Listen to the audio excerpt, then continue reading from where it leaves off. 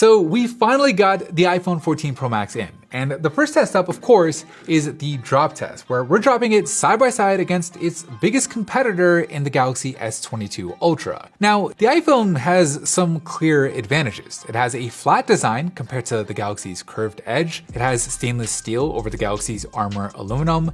And Apple is still claiming that Ceramic Shield is the toughest glass on any smartphone. Whether or not any of that actually matters though in the event of a drop, well, there's only one way to find out. Round number 1, backdrop.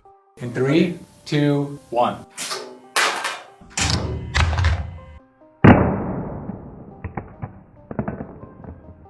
After that backdrop from just under 1.5 meters, the good news is both phones are still working. But the bad news is both have their rear glass shattered. It definitely looks worse on the iPhone than it does on the Galaxy, with the cracks on the iPhone just going all over the place, whereas on the Galaxy, most of the damage is on that left side. But the big story here is the iPhone's main camera also cracked, where this didn't happen last year with the iPhone 13 Pro Max. So I don't know if this is just random bad luck or if it's because the camera housing on the new iPhone protrudes out more this year, but either way, it's definitely not the best result. Now, the good news for the iPhone though is the camera itself does seem to be working just fine. We'll keep an eye on it for sure as we go on, but for now, it's a clear win for the Galaxy in round number 1. Round number 2, corner drop.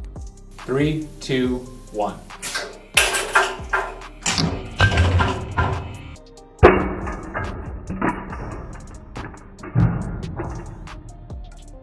After the corner drop, neither phone comes away unscathed. Both phones suffer some scuffs to their corners, where it looks like the scuffs on the Galaxy's aluminum run a little bit deeper compared to the iPhone's stainless steel. However, on the iPhone, the rear glass now looks even worse than before, with chunks of glass missing right there at the point of impact. Where on this deep purple color, it turns out that the iPhone has some blue underneath it, which is pretty cool. But overall, this is too close to call, so it's a tie in round number 2. Round number 3, face drop.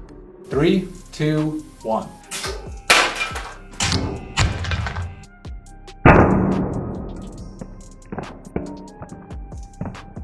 Oh man, so after that face drop from nearly 1.5 meters, the screens on both phones shatter. It definitely looks worse on the Galaxy with the cracks spiderwebbing all the way across the screen, whereas on the iPhone, the damage is mostly up top, which is a little concerning since that area is where the true depth sensor for Face ID is, but somehow Face ID still seems to be working just fine. Unfortunately, the same can't be said for the Galaxy's fingerprint scanner, where after multiple attempts, it just won't register a fingerprint. It keeps giving us this pop-up asking us to clean the screen, so it's a clear win for the iPhone in round number 3. Bonus round.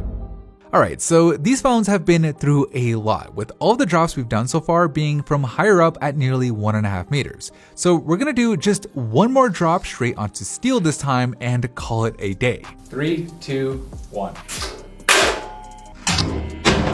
After that brutal bonus drop, we had chunks of glass flying everywhere, where while the phones technically survived, man, do they look worse. Now, taking a closer look, the Galaxy screen suffered some dead pixels at the bottom right, with it just being completely crushed, and while the iPhone's front glass looks mostly the same, the rear glass just keeps getting worse, with it now having some deep grooves at the top right here. And something that we noticed after doing the full inspection, the cracks that the iPhone initially suffered around the camera, both on the front and the back, are causing a little bit of flaring. It's not that bad on the rear camera, where you only see it when light hits it directly, but on the selfie camera, it is much more noticeable. So not the best result for either phone in the bonus round. Okay, so with all 4 rounds in the books, let's take a look at the scorecard, where the Galaxy edged out the iPhone in round number 1, the phones tied in round number 2, the iPhone had the advantage of being fully functional in round number 3, and neither phone really standing out in round number 4,